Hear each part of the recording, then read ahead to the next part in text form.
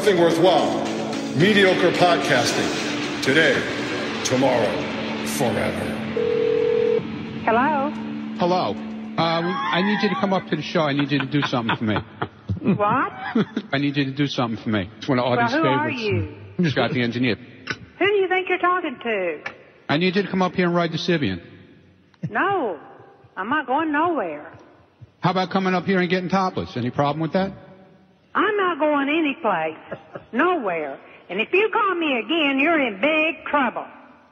Topless. Topless? Topless. I know what you're saying. Yeah, okay. Yeah, you do it when you get here. You'll do it. I'm 82 years old, and I'm not going no place. I need you to come up here and ride the Sibian. Would you go straight to hell and quit calling me? Okay, fine. Hello? Topless. No problem with that? Yes, there's a problem with that. I'm not doing it. Yeah, you do it when you get here. You'll do it. I am not going nowhere. How about coming up here and getting topless? No. Either you're going to bang her, Audie, or she sounds like she's about 15 and you're not going to get shit from her. Are you going to come up? We want you to come up. I'm not going no place. Yeah, okay. You'll do it. You'll do it. No. Yeah, you do it when you get here. You'll do it. No. Topless. No problem with that? I'm not doing it, you son of a bitch. Topless. Topless. I don't get topless. No, are you going to come up to the show? No. No problem with that? I need you to come up here and ride the Sibian. Yeah, she sounds like she's immature, though. They think they can get away with murder. This is gasoline. But they didn't count on one thing. Does he have any other relatives? Anyone else that could possibly help? You gave up your family when you joined the Legion. I never give up my family. He's trained to fight for his life. Now, he's fighting for revenge. Just tell her Joshua's here with somebody I think she'd like to meet. Sure you want to mess up that face, handsome? Lionheart! King of the jungle! They think it's a game. Hey, I got 3-1 against Lionheart. He's playing for keeps. But now, he's facing the ultimate challenge. That's him. A born killer, not some bum we picked off the street. Well, this dude's already bad. 8 bodies. I'll beat the guy. I have to. The rules are simple. There's no rules. The stakes are high. What I did tonight, I did for my family.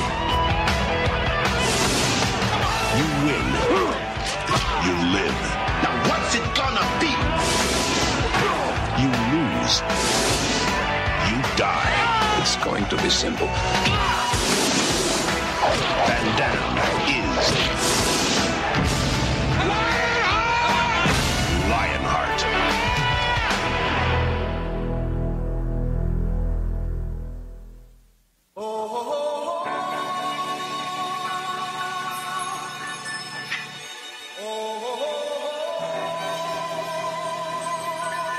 Live from the last of the Action Heroes Podcast Network studios, It's Nothing Worthwhile presents Van Dammit, a podcast about Jean-Claude Van Damme.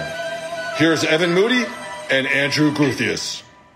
Everybody was kung fu fighting. Those kids were fast as lightning. In fact, it was a little bit... Naksu Cow, everybody. Naksu Cow, everybody. Groo, let's get focused. I think we need to get in the frame of mind for this podcast. I agree with you. Adjust your karate gi, and let's take a deep breath in. Deep breath out. One more deep breath in. I can't breathe that far, that deep, so. Deep breath out. And let me say, no retreat! No surrender! Yes, everybody. It is Nothing Worthwhile presents Van Dammit, a podcast about Jean-Claude Van Damme, live via Zoom. Let's bring in my best friend, my partner in crime, Andrew Gruthius, on the southeast coast of the U.S., specifically Coral Springs, Florida. Groo, how the hell are you, my friend? Good morning or good afternoon to you. To me, it's afternoon. I'm doing great. It's a nice 3-day weekend. Everything is good. Yes, it's a little nip in the air over the last week or so here in South Florida, which is what constitutes a nip in the air? Like how cold? Low 80s. How cold is it? No, I'm just kidding. No. That was a good one. No, it was. This morning, actually, it's Saturday. I had to get up early because I had to work at school for about 3 hours. So when I got up at like 7, it was literally 48 degrees outside. By the time I actually got outside, it was in the like high 50s, and it felt great.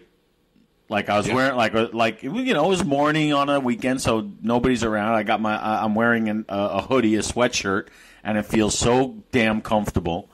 And then, I go to the school and I'm at the school for a couple hours and I come out and it's 80 fucking degrees and I'm like, shit, it's hot, so, the weather's been kind of scattershot, but it's not 110 as it sometimes does get. So it's very comfortable right now. Yeah. And it's funny you mention that because that's the same deal in Arizona. Like you could wake up and it's in the 40s, but by the time 3 o'clock hits, you literally it's in the 70s. You could be in a t-shirt and shorts. It's, you start the day with like literally a winter coat, and then by the end of the day, That's why I put together my petition to start the work/school day at a nice, comfortable 11 a.m., 11:30, noon. Go till like 2:30, and you're good. 3 hours. Come on. I'm sure educational theorists have probably proposed something like that at some point. Absolutely. Less is more. We always say less is more. How are you? Absolutely. How are you doing out there? Everything. Well, the Moody family. It's always an interesting week. Weather a bit nippy. Marie's car didn't start this morning, so she's got the Moody Mobile. So my car will get driven into the ground now, and she's at work. She's at work with Braxton, and she took doggy Shango to work with her. Is today take your dog to work day? I'm not aware of that, but yes, she took Boy. Last night, I put on. I thought, I'll throw this to you.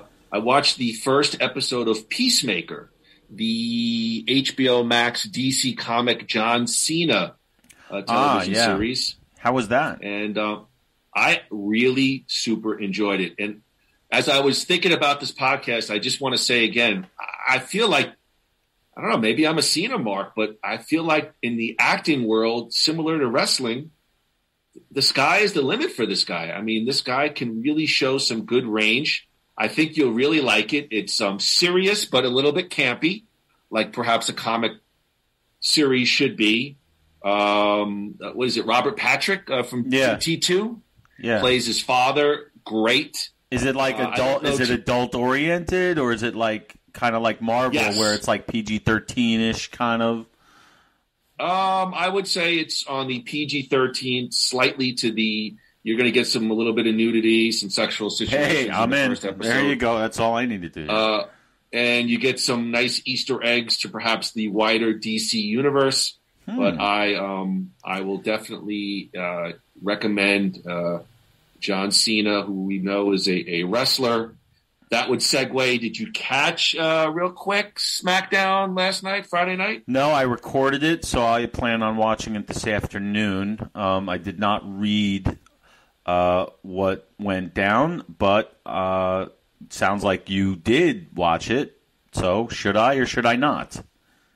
You should. Okay, good. I was going to go to the second episode of Peacemaker, but I was like, of course I'm home on a Friday night with nothing to do. And, of course, Maria's out with her friends, and I'm sitting with Braxton. And I'm like, you know what, damn it, I'm going to put on SmackDown Live. And I would give it a solid B rating show. I think you'll a couple of big segments. I'm at the point where I watch them either on Hulu the next day or, I record them so I can scroll through stuff that really I don't like and the commercials. So Last night I wanted to watch the premiere episode of the second season, speaking of DC, Superman and Lois on the CW. You know, I never got into that. I know you recommend it. Maybe I got to give it a shot. Yeah, you didn't like it? I don't know. It's no, I never watched it. Oh, you didn't? I would. Well, I would start. You can get them all. I think you can get them all on HBO Max.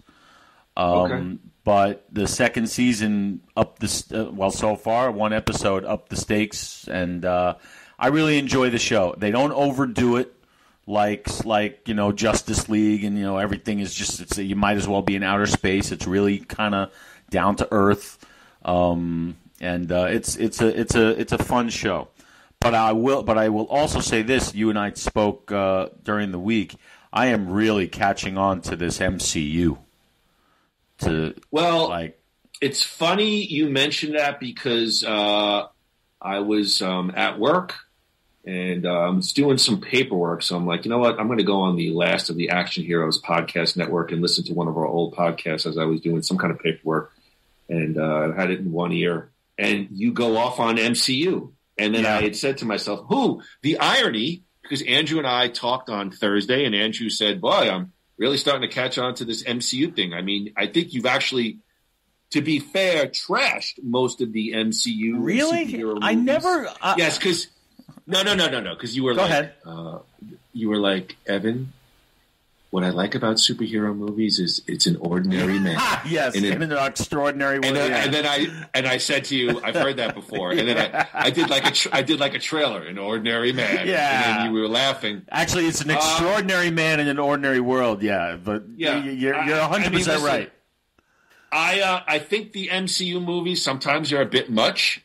I think there are certainly better ones that are better or classic than others. But listen, I guess I like the special effects, and I do like sort of the lore of the shared universe. But the floor is yours. Why have you come around on the MCU? Because when I said those comments that I said, and I meant them at the time, that's how I felt, that it was just overblown, too much.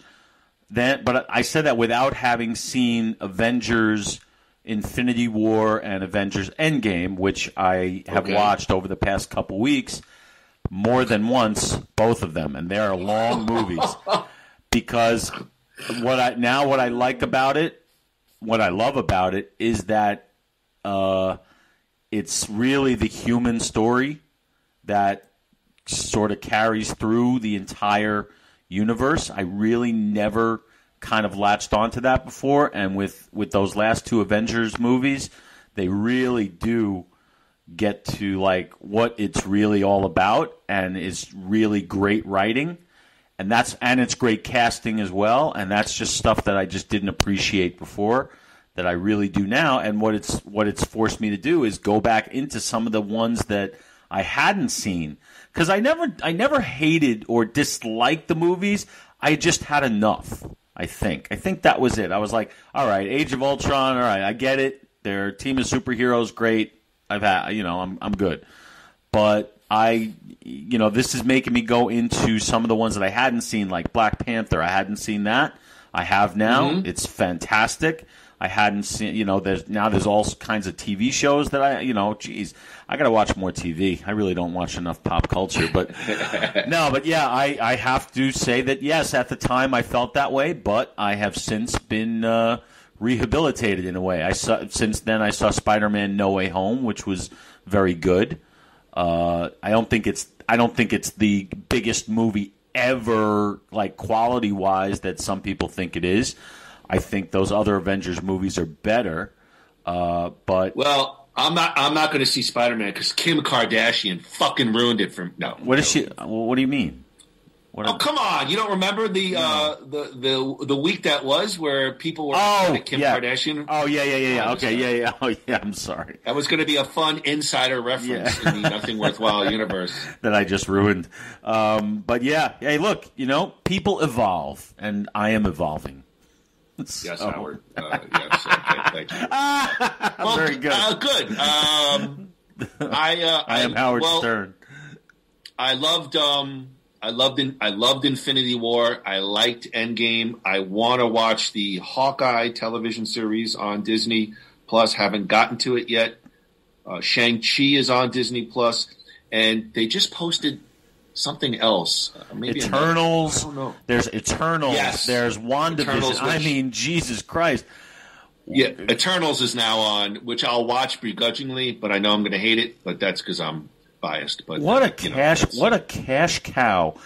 I was actually flipping through Disney Plus, the app on the thing, and I mean, when you talk about monopolies, I mean, Disney owns number one, Disney. All right, that's big enough. They've got Lucasfilm, which is all of Star Wars, all of Indiana Jones, plus Howard the Duck.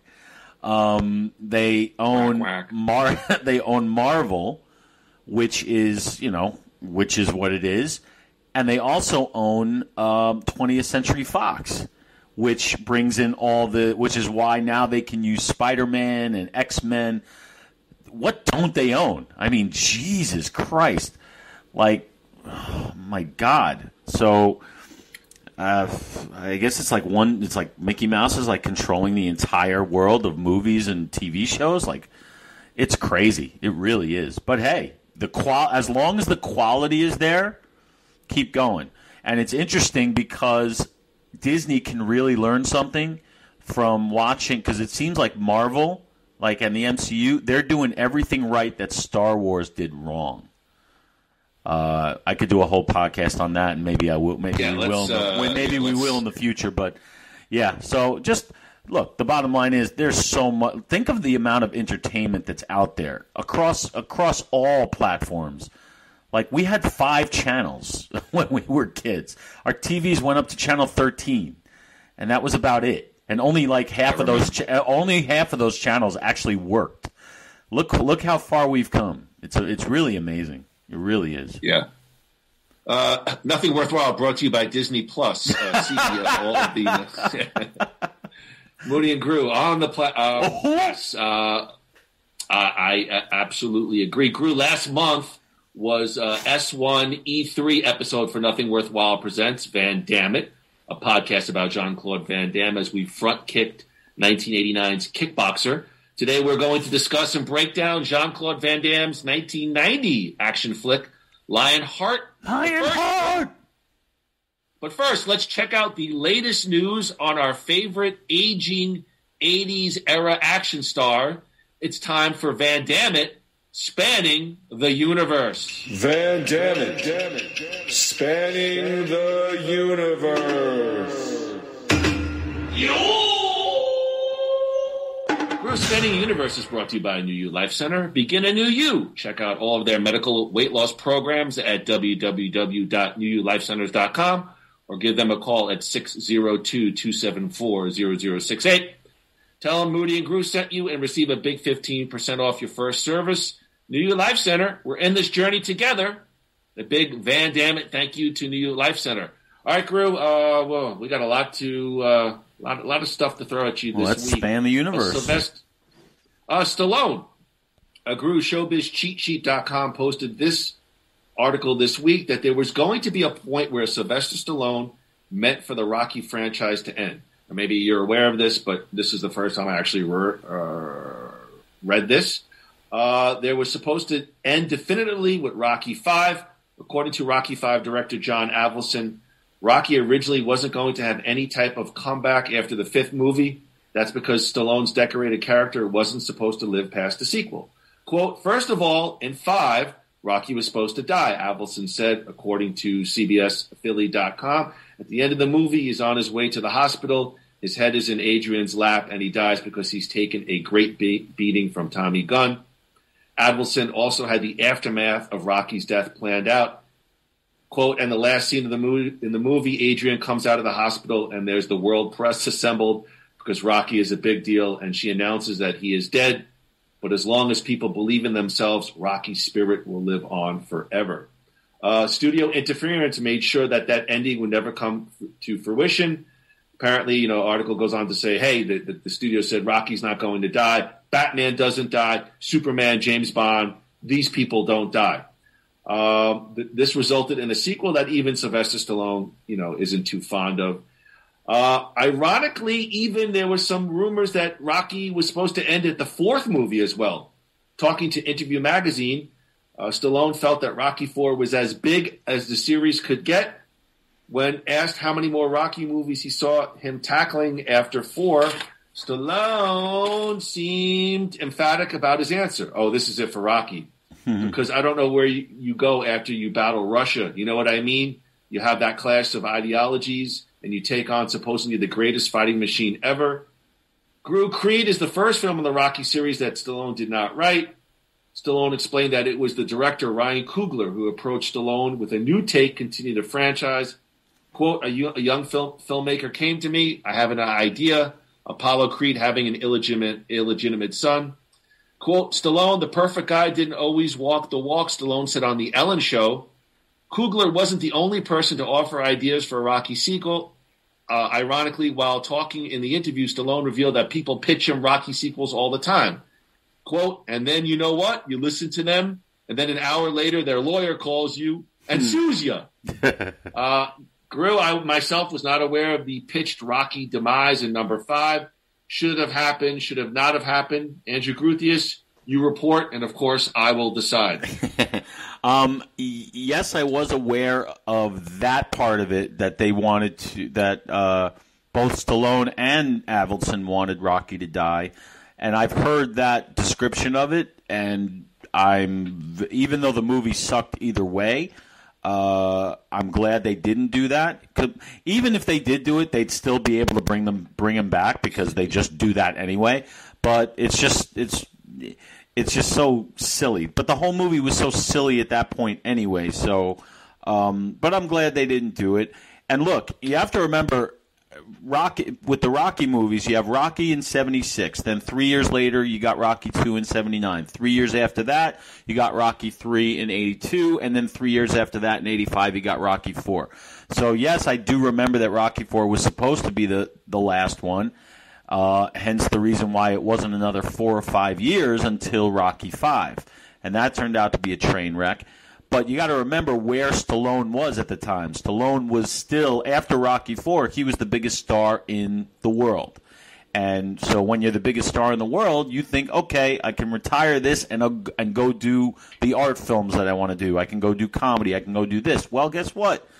A few years later, Stallone wasn't so hot anymore. So he found the only way to come back was to bring back what worked. And that plan worked. And that's going to happen to everybody. It's happening right now to Hugh Jackman, who said with Logan he was never going to play Wolverine anymore. Well, how many huge hits has Hugh Jackman had since X-Men? You know, not that many. And now I'm hearing... What? You didn't like the Greatest Showman movie? I didn't see it, but I don't hear much about it. But my point is, now we're hearing 5-6 years after Logan, we're hearing that Hugh Jackman is unretiring his Wolverine, which is perfectly fine. Yeah, I don't know exactly how or when or where. Michael Keaton coming back to Batman.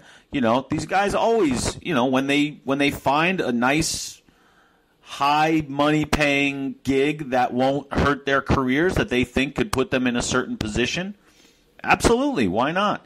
So you never say never, and Stallone never said never. Nobody ever says never, and I'm glad, because Rocky Balboa, as you know, we both love that, and the Creed movies speak for themselves. I do think Stallone wrote the second one, or at least part of it.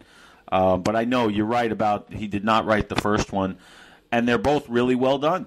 So as long as the quality is there, and it's not, you know, it's not a mockery of itself, keep bringing back these characters. They still endear, and they're still great. And as long as they're still good, as long as there's still life in them, let's go. Agree with you on the Stallone take on Creed. Creed 1 was epic. Creed 2 was very good, but Creed 1 was epic. And on the Hugh Jackman, I really hope he doesn't, because I super loved Logan. I really liked I thought it was like literally Oscar-worthy performance. I agree. I really thought that was a fitting way to close it out, and I just hope they don't. The only reason that I disagree with you on that one in that I'd like to see more is because I've always said that Hugh Jackman as Wolverine is one of the great casting things in history to me. Like I really don't think I could accept anybody else as Wolverine. It's just he just owns that character. I don't know if I'd be interested in. I think I said this last time in a Rocky prequel. There's only one Rocky, and that's Sylvester Stallone. I mean, that's just the way I see it. Like someone like Iron Man, you can get away with it. What? I'm just saying, someone like Iron Man or Spider-Man. Well, because half the time they're covered in a mask, so it doesn't really matter who's underneath. So. Yeah, I guess with this whole multiverse they could do it, but I probably am not going to like it. And, but anyway, yeah. Well, let's go. All right, fuck it. Let's move on. Great segue. Arnold Schwarzenegger grew. Jamie Lee Curtis and Arnold Schwarzenegger were the only celebrities to turn up on the Golden Globes this year, amid the controversy of the Hollywood Foreign Press's diversity and practices. The January 9th ceremony was a non-televised private event. Boy, how the mighty have fallen. Yeah. With the HFPA saying that no celebrities were invited. Many famous faces have spoken out against the organization, notably after it was revealed that no black people were active in the Hollywood Foreign Press Association. Scarlett Johansson has also alleged that she faced sexist questions and remarks by certain HFPA members that were bordered on sexual harassment. However, during the private event, Hollywood's Halloween star Jamie Lee Curtis appeared in a pre-recorded clip as she praised the Hollywood Foreign Press philanthropic work. Arnold Schwarzenegger also appeared in the clip praising the organization, saying, "They understand that to support the arts and creativity, one must cultivate new diverse voices from all walks of life and all corners of the globe. I was one of their beneficiaries." That's very good. HFPA President Helen Hoehne, Hoehne, recently spoke about the organization's efforts to change, telling Sky News, "The HFPA really has worked very hard over the last 9 months to reform the organization from top to bottom. There are now people of color included or involved in every decision-making facet of the organization." Groo, The Power of the Dog and West Side Story were the big film winners at this year's Golden Globes, taking home the respective Best Motion Picture Drama and Comedy or Musical prizes, as well as a handful of other awards. Succession, which I actually really like, came out on top on the TV side of things, taking home 3 awards, including Best Drama, Best Actor in a Drama for Jeremy Strong, and Best Supporting Actress for Sarah Snook. Groo, Arnie, at a very sparse, non-televised Golden Globes. What are your thoughts? Well, I applaud Arnold Schwarzenegger and Jamie Lee. I thought you were talking about a True Lies 2 or something. But I applaud them for doing what they did. I really can't stand it when, Hollywood wants to pretend that they're, all of a sudden they give a shit. They don't. Just like everybody else. If the Hollywood Foreign if the Hollywood Foreign Press, whatever that is, the whole joke about them is that nobody really knows what or who it is, but apparently they do know who it is. It's just another one of those things where, to me, it's the same thing when people talk about, well, why isn't there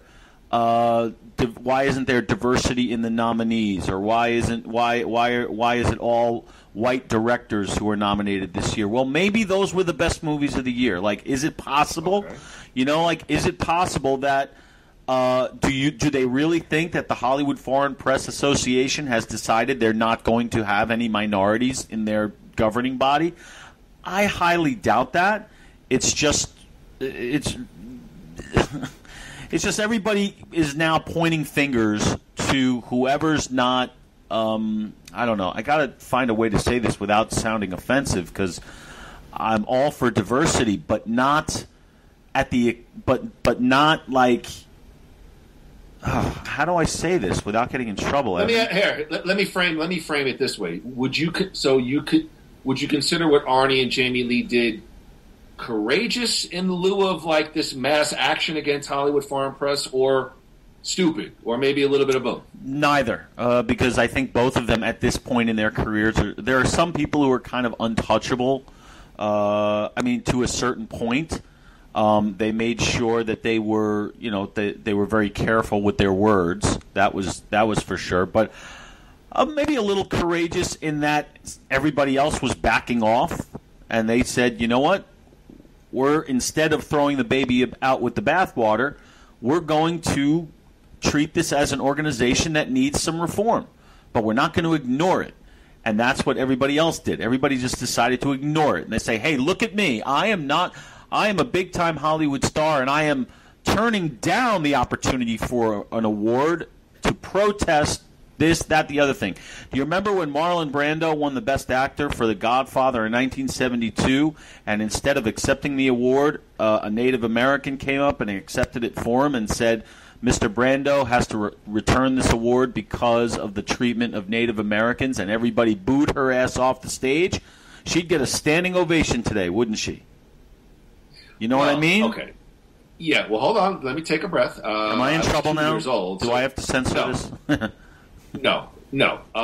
What I would say is back in 1972, there seemed to be an authenticity to things of that nature. And I think actually back at the time, Marlon Brando was probably kind of considered a little bit of a blowhard, at that point. I definitely read about it, but there seemed to be more of an authenticity back in the day when people protested or people brought up causes. Now, the thing I agree with everything you said, except the notion that Arnie is perhaps untouchable, because I don't think anyone's untouchable anymore. I said because to you a might point. say that. Okay, you might say that Arnie's perhaps majority of his film career is pretty much wrapped up, and he certainly made millions, if not, I don't know. Okay, so let's just say that. Like I look at the situation with Chris Noth, like he was in the whatever the Sex and the City television sequel, and he's 63, older fella, not ancient, but he's an older fella. And now you have an instance where 5 women have come out and made sexual assault allegations to some form or fashion. He was booted from The Equalizer, and they've already edited, apparently, his scenes out of the HBO Max television show. But what really caught my eye was, as I was doing a little bit of the research for the podcast, there was an article about his wife was seen in a car crying without her wedding band. And my thing is, when this stuff comes out, and perhaps nothing will ever come of it with Chris Noth in terms of a legal action, this guy's going to be persona non grata, and he won't be able to go out, per se, and have dinner anymore without people either looking or provoking him. So even that with Arnold, I mean, we'll talk about Steven Seagal because I have an article that references a little bit of that kind of stuff. So, I don't know. I probably have gotten off kilter, but no, I think it's important because as far as Chris Noth is concerned, it's basically an example of the fact that there really is no due process in this country anymore. I agree. Because, and I know we'll probably get to this in something that you're going to talk about. I believe everybody has the right to work and earn a living, and what's interesting about this situation is that it was because this guy's been on TV screens for the last 30 years. He's been in 20 different Law and Orders. He was a huge thing on the first Sex and the City thing, even though I haven't seen 1 minute of one episode of that series or the new one. But all of a sudden, he's in the news because, spoiler alert, in the first episode, apparently, of this new series, his character dies. So he's in the news, and he makes headlines, and all of a sudden, these women from former lives come off and say, oh, yeah, by the way, this guy is a prick who sexually assaults women. Like, that's the problem. And then he's off that show. He's off every show. He can't walk out. Like, all you have to do is say something. Like, even if it's 20 years later. And you know what? I said the same thing about Bill Cosby when it happened. And Bill Cosby was completely canceled, and I felt that was wrong until he had his day. He had his day. He was found guilty, and then I'm like, okay, there you go. Now he should be in prison. Okay, he's been found guilty by a jury of his peers. No more work for you. You lose your whatever, your token.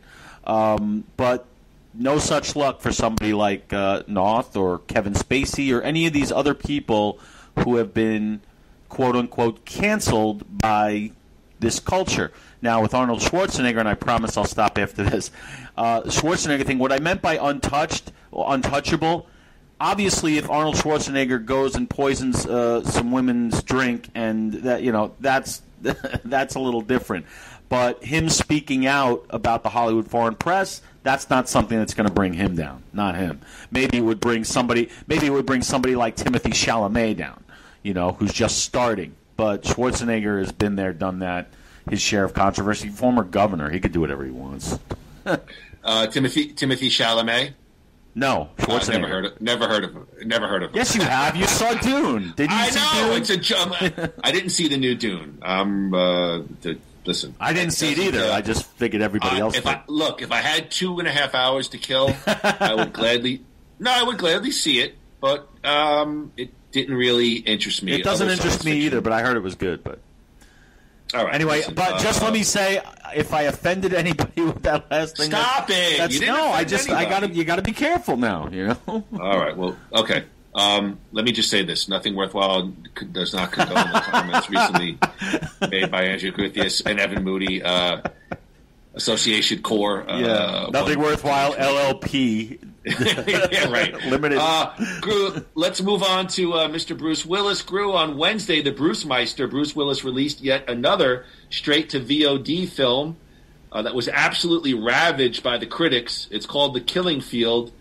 Groo, here is the trailer. Let me please share sound. Let me talk this up here for a second. Let me get back to my notes. All right, Groo, here is the trailer starring one Bruce Willis.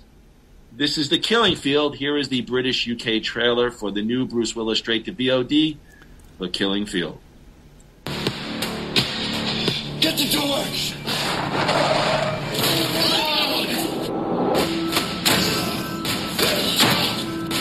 Gee, it looks so different than every other movie ever made. Detective Watson, so nice to finally make your acquaintance. Why are you wasting my time? You're my prisoner until my boss gets here. I hear you two have quite a history. You belong to me now, Cupcake. I can't wait to see your face. I'm gonna be the guy that's gonna kill you.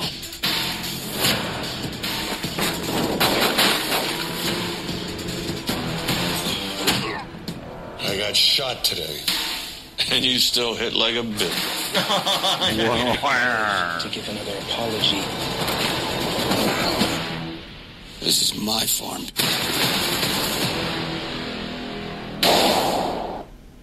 You notice how... Hold on. All right, go ahead. Oh, hold on. Son of a bastard. Groo, Killing Field pits two cops, one being Willis, the other one bereaved war veteran played by Chad Michael Murray, against an eclectic assortment of drug smuggling miscreants in a semi-tropical rural locale somewhere in the southern U.S. Groo, Killing Field is released on January 17th on all digital platforms. Now, Andrew, any thoughts on the new Bruce Willis Killing Field? Well, did you notice that in every clip in that trailer that Bruce was in, he was wearing the same clothes? I also noticed he's sitting quite a bit. Yes, because they probably showed every scene that he's in the movie in that trailer, because the way he's brilliant. And it's not just him. It's him. I think Steven Seagal actually invented this business type thing. Him, Nicolas Cage, John Travolta, and Steven Seagal have this thing where they're literally paid millions, not like 20, 30 million, but maybe like $3, $4, $5 million to literally show up in one of these foreign productions for two to 3 days at the most, phone in a thing, and part of that deal is that They get on the post. They can advertise it as a Bruce Willis movie or a Steven Seagal movie or a Nicolas Cage movie, and it will break the bank in foreign markets. And the reason that these guys do it is because they know that nobody in the United States will ever see these movies. And that, if you notice, I think Chad Michael Murray's name is first in the credits because I think that's part of it. They don't want to misrepresent the fact, or at least completely, that Bruce Willis is the star of the movie. He's not. So that's how these things work. I've never seen one of them, not one, because most of them suck, and they will. And these actors will attest to that. They probably won't. Bruce Willis probably can't even name 5 of these that he's done because he spends literally no time doing it. He's working off his name. It's nothing anybody else wouldn't do. Eventually, he'll want to do Die Hard again, and people will go to see that if it's any good. But these guys, when they feel their box office mojo slipping, they have to find ways to make a solid living, and that's and these VOD things that are big hit, they make money. You're so enthralled by this. I'm just telling you how it works. It sounds like quantity over quality. That's exactly what it is. Except there's very little quantity when you get to it, because if you actually are bored enough to pay $1.99 to watch that thing, you'd see that Willis is probably dead before the end credits. That's how these things work. And these schlock films do well in foreign markets? Yes, they do, because of the star power. They love American stars. I'll give you one quick example of how I learned this. When I worked for Harvey Keitel, all right, in America, he's not that big of a superstar anymore. He was never really an A-lister here, but I've traveled all around with him. And I walk the streets in New York with him, and nobody bothers him. But when we go to Europe, or he needs escort because everybody loves him. Like, these people are so idolized across the pond. It surprised me, and now I get why they do this kind of work. They make a lot of money. These little foreign movie companies, they have boatloads of cash. And they spend it wisely. When you were across the pond, as you quote-unquote said, did any females throw themselves at you to get access to one Harvey Keitel? I'm going to have to. I'm going to just blink. Blink twice. Blink twice for yes. Okay, thank you. Let's move on. Speaking of, you mentioned Steven Seagal. A little bit more of a serious article. Groo, Steven Seagal's ex-wife, is back in the limelight, so to speak, and she's talking about her famous ex, Kelly LeBrock. Boy, she was quite a beauty in her day. She was. She quote pities her controversial ex-husband Steven Seagal, dubbing him a Hollywood tragedy. Quote, I feel sorry for the man, the actress 61 told Page 6 in a recent interview of Seagal, who has been accused by many women of sexual misconduct spanning decades. Quote, I think he's just a very sad person, and he is what I would call a tragedy of Hollywood. Groo, Seagal and LeBrock were married from 1987 to 1996, and shared 3 children together, daughters Annalisa and Arisa and son Dominic. Seagal, 69, a martial arts instructor turned action star, has been mired in controversy for years. In 2018, and Andrew has referenced this before, 2 women accused the actor of sexual assault, one allegedly occurring way back in 1993 and the other in 2002. But both cases fell outside the statute of limitations and no charges were filed. Groo, 11 other women, including actresses Jenny McCarthy, Portia de Rossi, and Juliana Margulies, some pretty big names, have also accused the actor of sexual misconduct. Groo, Seagal has also has Serbian and Russian citizenship and is a staunch supporter of Vladimir Putin. In 2018, he was appointed by Russia as a special envoy for humanitarian ties to the U.S. After LeBrock divorced Seagal, she left Hollywood behind to live on a ranch in California's Santa Ynez Valley. Quote, I was just never impressed with being famous or fabulous. She stated, I got up every day and did my job. I didn't think about being a pretty lady or any of that nonsense. Bullshit. LeBrock had a contract with Christian Dior and the infamous Pantene commercial in which she intoned, "Don't hate me just because I'm beautiful." I didn't hate it, she said in the 80s ad, which became a pop culture phenomenon. I just thought it was ridiculous. Groo, Kelly LeBrock went to star in The Woman in Red opposite Gene Wilder and the John Hughes teen comedy, which was a good one, Weird Science. After a very lengthy sabbatical, Kelly LeBrock is back on screen playing a gangster's ex-wife in the comedy Tomorrow's Today, but she's not sure she's back in Hollywood to stay. Who knows? Quite honestly, I just want to get married and stay home. Groo, very telling comments about Steven Seagal from someone who knows him quite well. Yeah. Thoughts? Well, yeah. If you want to get married and stay home and have a private life, definitely go to a big publication and do a big interview and get on all the headlines. Look, wow. Kelly LeBrock was beautiful. I don't buy it for a second that she didn't want to be the number one hot whatever. So I think what she's saying is covering up the fact that she never really made it to where she wanted to get to. Because. Seagal, on the other hand, look, I don't feel bad for Seagal. He, like I said, he's making millions after millions after millions on all of these movies that every other country in the world besides us rushes out to see because he's still very popular all over the world. The world is much bigger than the United States. He's always been known to be crazy. You read these stories about his Saturday Night Live appearance. Like he's a okay, dude. Hold on. He's a douche. But there's crazy, and then there's breaking the law. Okay, yeah. I would say again. I got to be careful because a lot of this to me. Sour shoes. I want you to go to jail. When you talk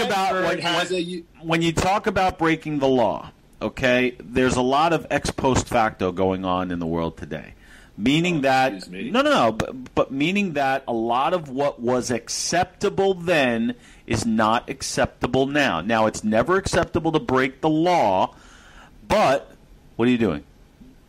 Hello, Mark. Please, Mark. He's calling his lawyer. What is the definition of ex post facto? You know what that means. Nah, I'm joking. You know what that means. It's like it's like all these people getting busted for all these baseball players getting busted for steroids for doing it back when it was legal. Let me ask you a question though. Why the anger at Kelly LeBrock? Me? I don't have any anger for Kelly LeBrock. Well, you seem to be a little bit... I just don't like it when people do that. It's like there's no reason. Number one, he's the father of her kids, or at least one of them. Okay. It's just uncool to do that. If you're sad for the guy, why don't you tell him instead of telling the world? What are you you're actually... It's like you got some kind of goal here.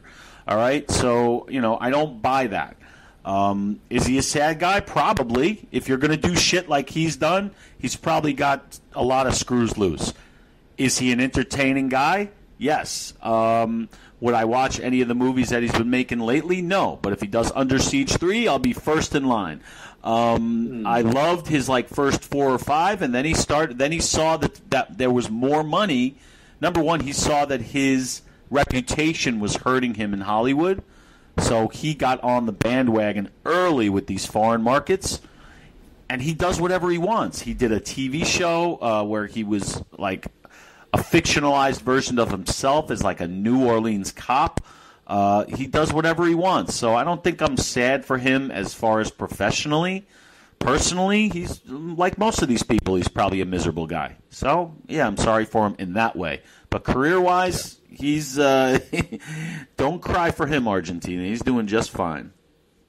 I agree with some of what you said about Kelly LeBrock. I mean, certainly anytime anyone goes to the press, there's an end game. Yeah. I'm not going to be quite as harsh. 11 women making accusations on sexual misconduct, and I'm not trying to I don't believe in the cancel culture. I'm not for it. I'm not for a lot of things, but I do say in life where there's smoke, there's fire. You said to me 1 actress, 2 okay, maybe there's a little bit of, when you say 11, there's got to be something there. And I don't know. I don't know if I'd go see an Under Siege 3. I'm by no means a highly moral, principled guy. I'm ethically flawed and morally flawed like everybody else. But let me ask you a question. It kind of sounds like a vomit, similar to. All right, go ahead. Yeah, I think he's a low life of a person, but as far as I can tell. But here's the thing. Let me ask you this. Do you ever, and if you don't want to answer, I'll answer, but if you don't want to answer, I understand why. Do you ever look back on your life and think about things that you might have said or done as far as women are concerned and think, ooh, if I did that today or if I said that today, it wouldn't be kosher? Do you ever reflect like that? Hit pause? No, I'm joking. No. Yes. So do I. And I will bet that if I were famous, there would be a couple of people who said I said or inferred something at some point within the last 35 years that could be considered, not acceptable today. I'll bet that would happen. I'm probably sure I put my foot in my mouth many a times. In terms of physical interactions, I like to think that I've hopefully been a gentleman the majority of my life and didn't do anything. But I'll just leave it at that. Well, look, I have 7 restraining orders, so that will tell you. No, I'm just kidding about that. Only 3. I think that all of this. Do you see some kind of reckoning coming, or is it just going to keep getting so we can't even speak anymore? Everybody has to carry around some kind of thing where if they're about to say something weird, they get buzzed or something so they can't say it. Where is the end game here, or is there one? I don't think American society is going to get to that level. I think you might see a little bit of a balancing back towards the center, but no, it's, as my dad always says, once it goes past the realm of, past that tug of war line, it very rarely comes back. So I think you're going to see perhaps a little, I think perhaps you're going to see a little bit back to the center because, we've had guys like Chappelle and we talked about Louis C.K. that have sort of, they've tried to cancel them, and they keep on going, and their attitude is, "I'll be damned."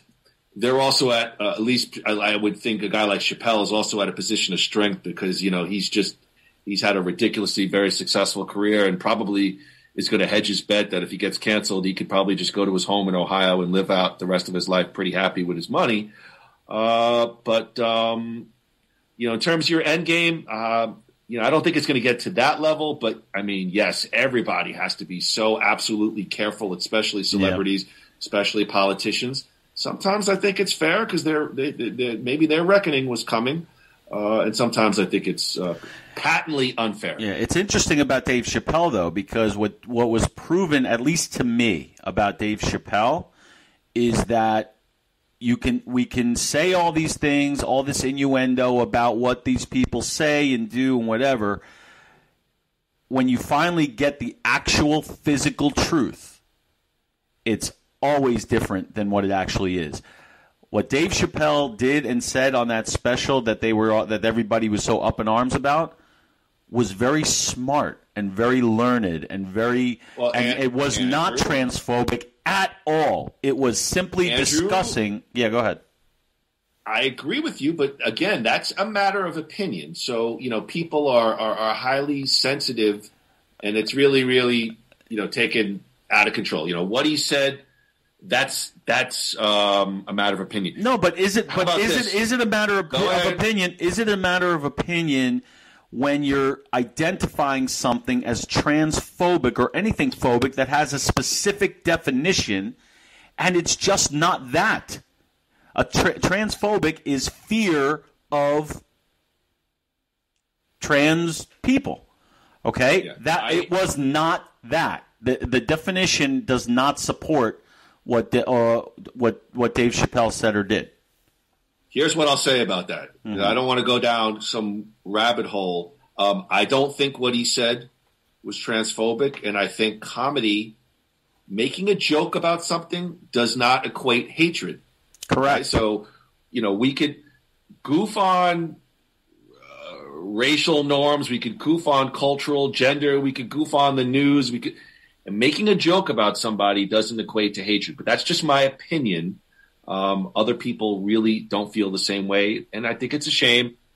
And that's pretty much what I'll say about Dave Chappelle. I think he has. I hope he continues, because I find him funny, and I enjoy him. If somebody else got canceled that I didn't care about, I really wouldn't care. The ironic thing is, I used to not like Chappelle, and in this new phase of his career where he's really being sort of topical, I find him much, much funnier than I used to. Well, then you need to go back and watch his Comedy Central show. Stand-up. No, Chappelle's show was great. I'm talking about just his stand-up. You know what I mean? Well, let's get to this. Let's take a breath. Let's take a breath in, breath out. We know that the last of the Action Heroes podcast network is adding a Mel Gibson podcast. We ready to go down this final item? Let's do it. All right. The Atlantic published an article, it was a month ago, and I don't know anything about the Atlantic. I don't know if there's a liberal, conservative, I don't really care. Posted an article entitled, "Cancel Mel Gibson, Why is Hollywood Still Hiring This Raging Anti-Semite?" So I got a lot, but I'm just going to try to bullet it so I'm not talking for 10 minutes. The article goes on to say that the author experienced a sense of amusement when they went on the Deadline website to read Mel Gibson in talks to direct Lethal Weapon 5. Article goes on to say that the author calls Gibson a well-known Jew hater. His prejudices are well documented. He enjoyed the Lethal Weapon movies, loves Danny Glover, and admits that Mel Gibson is a talented man, but states that many talented people produce wonderful art. Many horrible people produce wonderful art. And says, if a guy like Mel Gibson can still find big bucks in Hollywood, cancel culture, quote, does not exist. He talks about that Mel Gibson's reported anti-Semitism, that this doesn't seem to bother the executives at Warner Brothers, who I guess is behind the Lethal Weapon series, quote, saying perhaps Jews don't count. David Baddiel is the author, who's a British Jew, argues that in polite society treats anti-Semitism as a semi-acceptable form of prejudice. And I agree with that. Article goes on to say, Can you repeat that again, please? He argues that polite society treats anti-Semitism as one of the last semi-acceptable forms of prejudice. Okay. May I go on? Yeah, no, I didn't hear it. That's why I wanted you to repeat it. He goes on to say that in Hollywood, which is very much a liberal town, the progressive left often seems to tolerate and at times seems to produce anti-Semitism. He talks about the last couple of years, all of the massacres and all the, the massacres of Jewish people. There was the Tree of Life massacre in Pittsburgh, the murder at the Shabbat of Poway Synagogue in California, Jewish students harassed on college campuses, European anti-Semitism on the rise. He goes on to talk about Mel Gibson, that, quote, Winona Ryder said that she was asked by Mel Gibson if she was an oven dodger at a party. He also wrote Passion of the Christ, which is a film that got the Rotten Tomatoes highest audience score for a film in Aramaic. I think that was the language of the film. But he quotes Passion of the Christ as a gleeful attack on Jews, portraying Jews as eager Christ killers, a libel that has been an excuse to torment and murder Jews for 2,000 years. I don't agree with his take on his films. He said, let's look at Gibson's arrest record. In 2006, we know that Mel was pulled over for drunk driving. In the back of the police car, he was quoted on tape as saying, asking if the officer was Jewish, and, quote, saying, fucking Jews. Quote, the Jews are responsible for all the wars in the world. Mel later claimed that he was under the influence and said things that he does not believe. I will, if you don't believe about his police record, he has recordings on tape with his, I guess the mother of his child, Oksana Grigoria, who was on fellow Jew Howard Stern's show, and they released these tapes. Lowlifes include Gibson telling Gregoria, if you get raped by a pack of N-words, it'll be your fault. And shut the F up. You should just fucking smile and blow me. That's, of course, is a favorite famous tape. Yeah. Mel Gibson also pleaded no contest to the charge of domestic battery against Gregoria in 2011. How can Warner Brothers, a company founded by Jews, possibly consider hiring this man? On its parent company's website, it has an inclusion policy that reads, Warner Brothers Media is committed to diversity, equity, and inclusion as moral and business imperatives. It is essential that our workforce, content, and creative partners reflect diversity of our society and the world around us. The author goes on to say, how about an equally robust exclusion policy? How about don't hire racist, anti-Semite misogynists? He also talks about that there's rumors that Mel Gibson will star in a John Wick origin series for Starz and Lionsgate Television. How did this guy become such a hot ticket again? Is it just that the memories of his hate speech have faded? He goes on a long rant, and he finishes by saying, I believe in this cancel culture I keep reading about so much, and I also believe that Jews do in fact count. And the reason why I brought this up is, yes, our own podcast network is starting a new Mel Gibson podcast, which I have some things to say about this. Not really a sort of current events article on Mel Gibson, but more an op-ed. I've said enough. I'll take a breath and take a swig of water. Andrew, article lays out a whole sort of like a court case against Mel Gibson. What are your thoughts? This is a tough one. I agree with a lot of what the article said. Now, just to preface this, the article, I've read the article. The article, the guy who wrote the article is referencing an actor who wrote his own article. His name is Joshua Malina, who is sort of a well-known character actor in the United States. As I explained to you, this is written by a British Jew. I don't know if it was referencing somebody. No, it was, because I have it in front of me.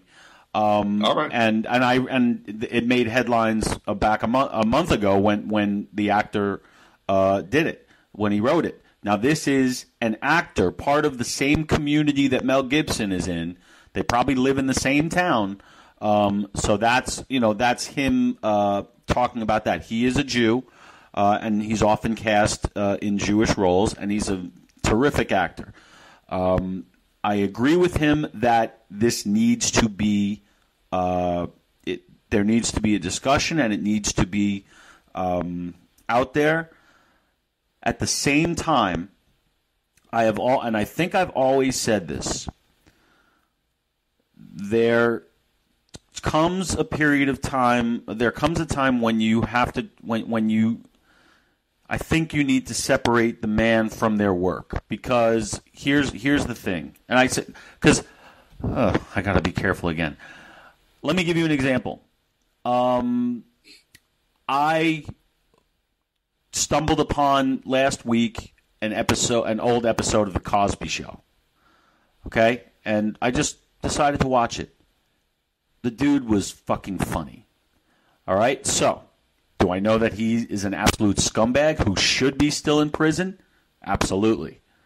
But that doesn't mean I'm not going to watch his old stuff. I feel the same way about somebody like Michael Jackson. You know, if a Michael Jackson song comes on and it's one of the ones I like, I'm going to listen to it. Do I believe that he was a child molester? I do. But that does not affect the music to me. Now, let me ask you this. Should it? Because I really don't know the answer to that question. I think everybody has the right to work and earn a living in their field unless they are, by due process, not permitted to do so. Unless they have violated specific areas of the law that do not allow them to continue what they've been doing. Now, the one question I would ask the people that wrote this article is, how do they feel about Roman Polanski? Are there is it two different standards here? Are sexual assault, are people who have been convicted of sexual assault the same as people who have anti-Semitic thoughts? Maybe, maybe not. But yeah. Now, so I just want to make sure that I put the cap on what I said. So I just want to say one more thing.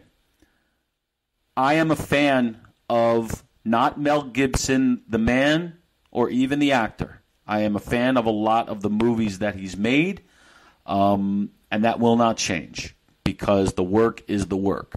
Have I seen a Mel Gibson movie in the theater since this whole thing happened? No. If a Lethal Weapon 5 came out, would I go? Yes. And that's where I am. Do I think he's an anti-Semitic bastard? Yes, I do.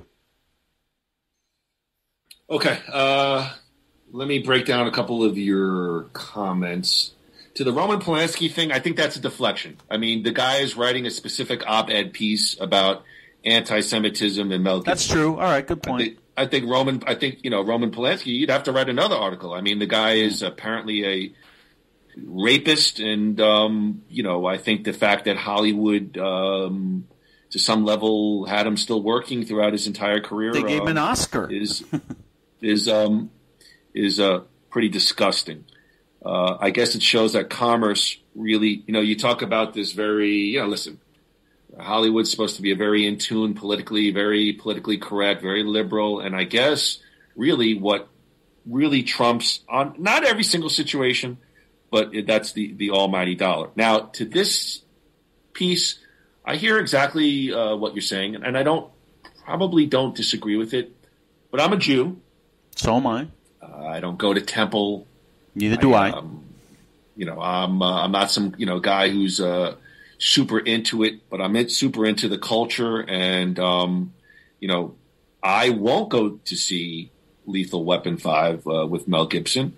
And when I first read this, and I was so angry, and I was thinking about it, and I'm like, I'm going to go scorched earth on, the podcast, and they're starting about. No, I'm not going to do that.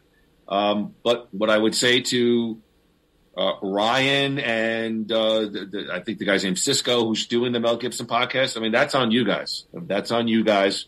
And you could, celebrate his works and things of that nature. That's not going to go away. But I think the guy's, a piece of shit. And I won't be listening to the Mel Gibson podcast. That's what I'm saying. He's definitely a piece of shit. I think the podcasts, all of these podcasts are really they're talking about the work of the person, not the person themselves. I certainly understand your position, and I think I agree with it, probably for different reasons, and I'm sort of ashamed to admit that. But why? Why are you ashamed? Well, because again, just like the anti-Semitism is not going to it'll keep me for, like, if you asked me, would I want to meet Mel Gibson? I would say yes, so I could punch him in the face. I wouldn't say yes, I'd like to have dinner with him. No, I don't want to be anywhere near that guy. But does it make me a hypocrite if I can still enjoy the movies? Does it? I don't know. I don't have an answer to that. It's a tough call, because if they're doing a podcast on the movie Forever Young with Mel Gibson, and I forgot who else was in it. I didn't like that movie, so I'm not going to listen to that podcast. However, if they're doing one on Lethal Weapon 2, I'll probably listen because that's one of my favorite movies. So I don't know where the line is. I'll end this by saying one thing that I definitely disagree with that article on. I don't know if they saw The Passion of the Christ. I did. I went to see it actually in the movies when it came out because I wanted to go after it. I heard about it. I said, all right, I'm going to find this guy's going to be proving to me that he is a fucking scumbag. That movie's a really good movie, and it does not, in my opinion, it does not portray Jews the way they are saying it does. That's what now I've only seen it once, so maybe I got to see it again, but I remember feeling that way when I saw it. And I said, this did not feel or seem anti-Semitic in any way. It was a very straightforward telling of the same story that we've heard many times. And it was very, very well done, the movie. I just disagree that it does what they say it does.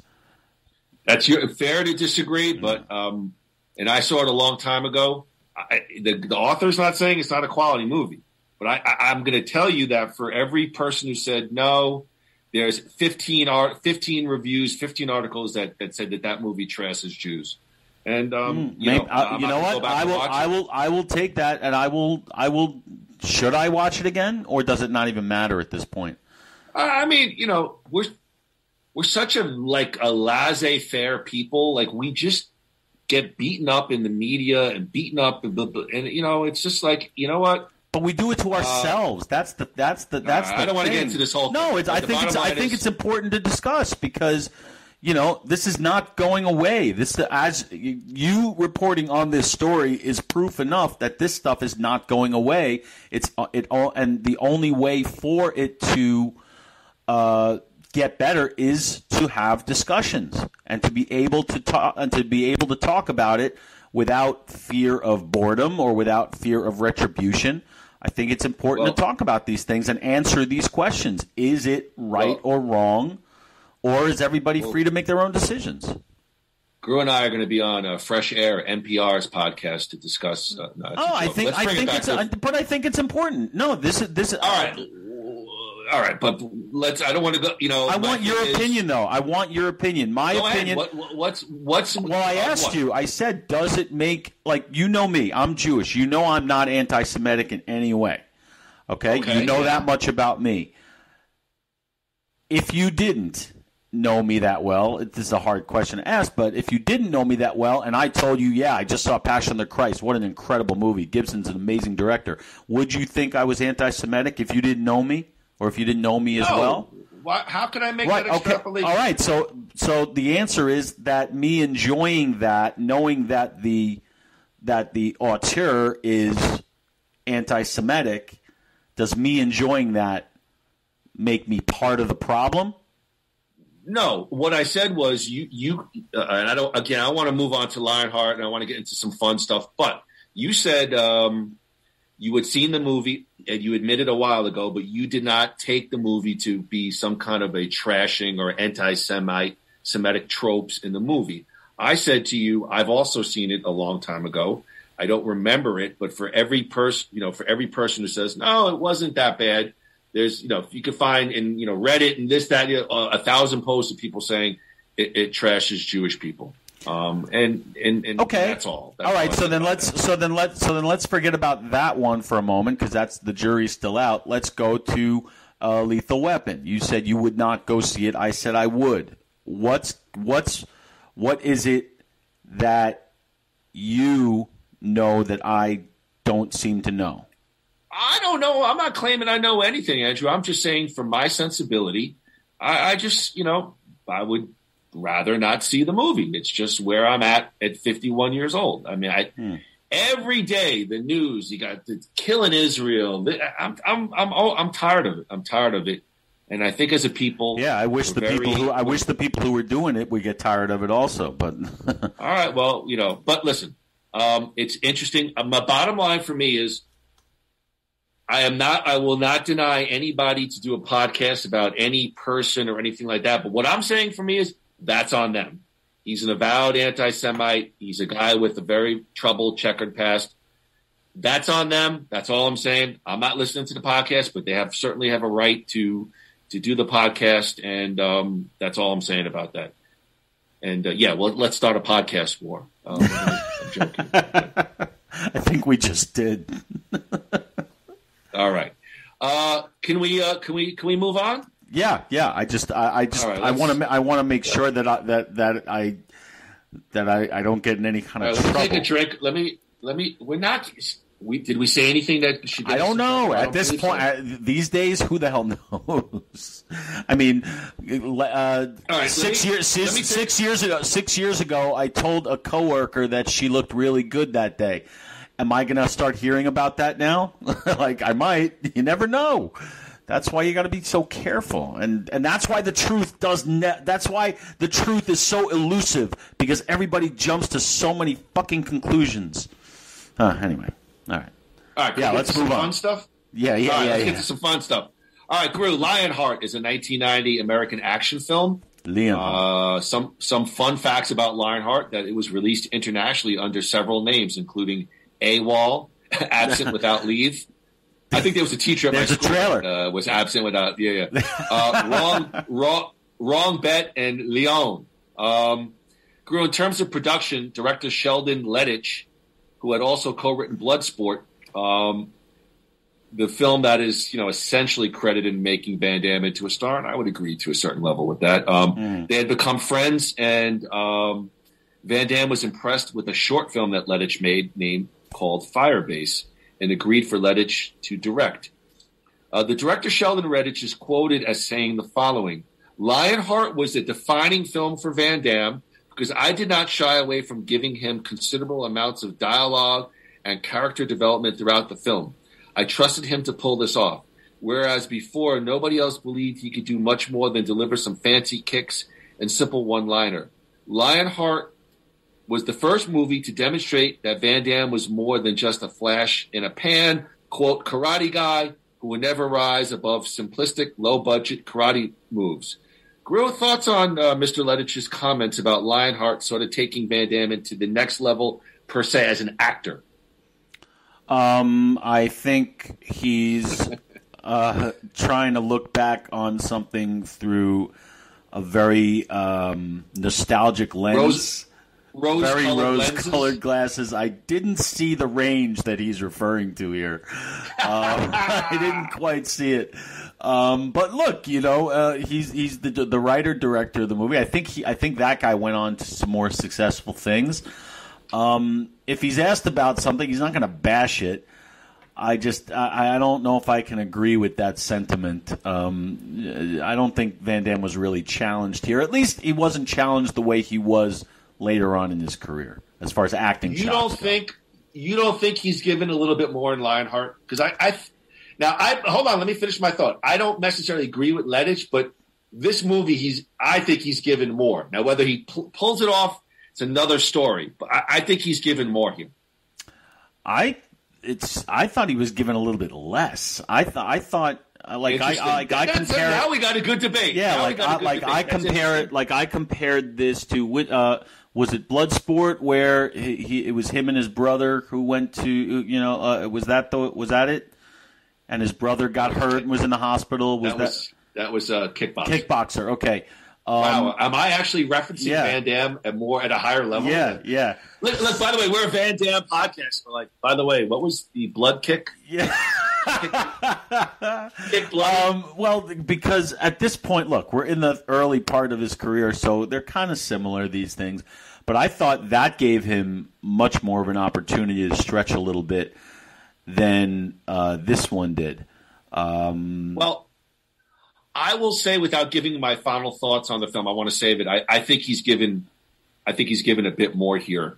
Groo, Lionheart is a bit notorious. I mean, I didn't know about this because we get a little shot of Van Damme's naked rear end exposed in one scene. The director, Sheldon Lettich, is quoted as saying, "While we were filming the scene in which he takes a shower in Cynthia's apartment, Van Damme asked me if he might casually, quote, drop his towel and show off his butt for a brief moment. My reply was, sure, if you're willing, why not? We could always use a different take later if we decide it's not a good idea." So we did the one take where he casually lets his towel drop, and he exposes his butt cheeks. This became a very memorable moment for the ladies in the audience and for the gay guys as well. Did they really say that?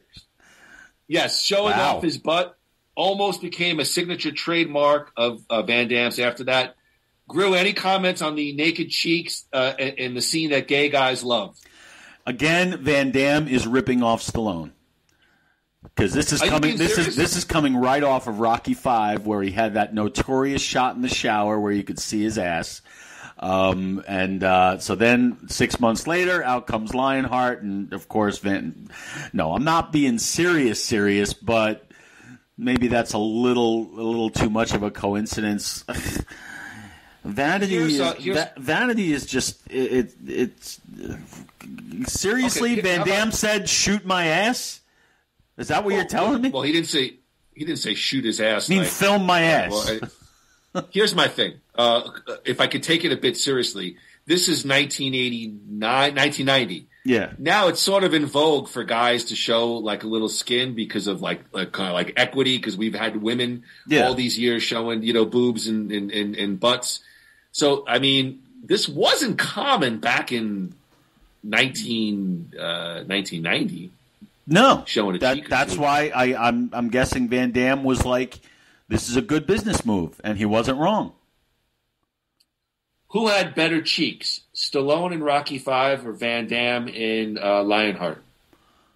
You never really get a full view of Stallone's entire gluteus parts there. Look at you guys have no idea what Evan's doing right now. I would have to give this one to Van Damme though.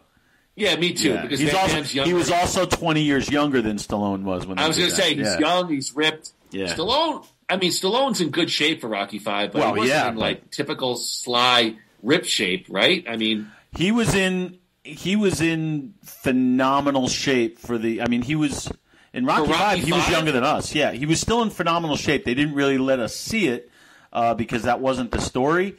But you see it in other movies around the time, like Cliffhanger and all those. Like he's still ripped. But yeah, he is starting to age at that point. And what percentage? What percentage body fat did Stallone have in Rocky V? 3%, 5%, or 7%? 3. I remember reading about it. Deadline says 5.3%. Really? I'm pretty sure. I am pretty certain that he has said that he got himself down to 3% body fat and that he felt his health was in danger because of it. At Rocky V? No, that was Rocky IV. Rocky IV. Rocky IV is his best physical condition that he's ever been in. All right, but they don't show his ass in that one, so we really have no idea. You know where we can see his ass? The Party at Kitty and Studs, the porn movie he did before Rocky. So if we want to see that, we can get a good shot of Stallone's ass. Well, I don't want to upset Billie Eilish. I have seen a lot of porn. And I have not seen that one, and I will not be seeing that one. So. But you'll watch Bananas. Oh, hell yeah. Oh, yeah, I love that movie. Let's take a gander at the cast of Lionheart. Jean-Claude Van Damme as Leon. Harrison Page as Joshua. I really liked Harrison Page as Joshua in this movie. Deborah Renard as Cynthia. Lisa Pelican as Helene. The great Brian Thompson, and maybe in the beginning phase of his career as Russell. Michelle Kesey, Tung Po as Mustafa, and the only other man of note, Billy Blanks of Taibo fame as African Legionnaire. He's the one who gets beat up by Van Damme in the very beginning of the movie. Groo, any thoughts on the overall cast of Lionheart? Yes, an above-average cast as far as names go. I also did spot a couple of character actors in there whose names escape me, but one of them had a role, not a prominent role, but a role nonetheless in Rocky II. If you'll remember, do you remember the agent who was trying to sign Rocky to do all those commercials? Yes. So that guy was the promoter, or one of the promoters. He's like, I got 3-1 on Lionheart, 3-1 on Lionheart. That guy. He was also in Scent of a Woman. He was the Ferrari salesman. So that guy's been around. I have some Lionheart trivia for you. The woman, Deborah Renard, who you mentioned played Cynthia, she had a long-running role on a very popular television show, probably for over 10 years, maybe even 13 or 14, I should say. And she was very prominently featured all throughout the run of the series. Do you know what it was? I mean, I don't, but I'll give a guess. I'll go Knots Landing. You couldn't be closer. It's Dallas. What did she play? She was J.R. Ewing's secretary, Sly. And she was in virtually every episode. She was never part of that opening cast thing. It would always say her name at the end. but she was on like the whole run, and she was always involved in like his scheming and everything. And she was actually, I've never seen her in anything else. So when she popped up in this, I'm like, oh, it's Sly. Look at that. And she wasn't bad. She was good. She chewed the scenery a little bit, but she was good. I liked it. I liked her in this. I was a huge Dallas fan, but I haven't watched it in so long. But I will say Deborah Renard is pretty stunningly beautiful. She's beautiful. Yes. I mean, her figure is just stunning in that scene. Be careful. I just said stunning. Even that is like, what do you mean by stunning? But let's go to, you mentioned a quick point. You said that she chews up the scenery. Are you not a fan of her performance in this film? Well, by chew the scenery, I mean she overdoes it a little bit, but I think the movie calls for it. She probably could have taken it down a notch. It did seem like she was trying a little too hard, but maybe that's what it called for. I mean, this is not. I mean, I'm going to give away part of my feeling about the movie here, just because that's what this is about. I think the movie could have been better if they decided to ground it a little more with these kind of performances. The over-the-top kind of scenery-chewing performances that everybody is given, especially Harrison. What's his last name? I'm sorry. Harrison what? Harrison Page. Yeah, him too. Like they're really going for it here, and maybe that's because it is a glorified B movie. But I feel like there could have been a lot more if they took it down a notch and didn't make it so campy. But maybe that's what they were going for. So if that's what they were going for, it works. I don't think they're trying to make it campy, and I thought actually Harrison Page, for the time period and the character, he's a street guy. Yeah. I thought he was. I mean, I thought he could have been. And if you really want any Eddie Murphy action, I mean, I thought he was really, really good. I didn't get the sense of really over the topness. I have some real definite thoughts of the movie. Do you want me to go through? No, I want you. Oh no, let's go through the plan. Whatever the plan is, let's do that. Well, I don't want to read the whole summary of this, so I'm just going to start off. I'll try to give it in little bits and pieces. But of course, the movie opens up with Lion's brother, who gets beat up by a drug dealer. It's a drug deal gone bad. The young man gets set on fire. Perhaps he's dead, but we find out that he's in the hospital, and eventually. That's Lion Van Damme's brother. He eventually dies, leaving his widow and a young daughter. Lion Gaultier, Jean-Claude, is a French Foreign Legion officer. He tries to leave, and again they tell him no, and he has this daring breakout and scamps across the desert, and they want to put him in the brig, and somehow he defeats 9 military officers, hops into a jeep, and off he goes in the desert. What'd you think of that opening salvo to start off Lionheart? Well, it's funny because I think I watched the unrated director's cut, because when he got to the United States, they checked his vaccination status and they kicked him right back, so they wouldn't let him in.